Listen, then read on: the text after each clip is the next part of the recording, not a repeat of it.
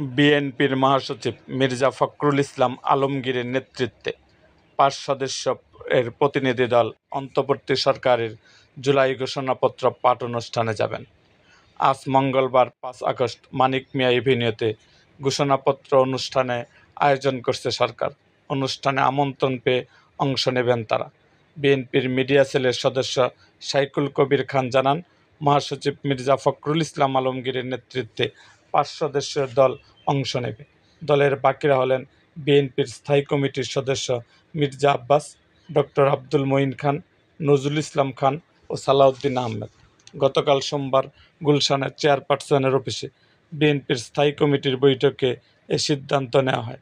রাত ৮টা ৩০ শুরু হয়ে বৈঠক শেষ হয় রাত 10:30টায়।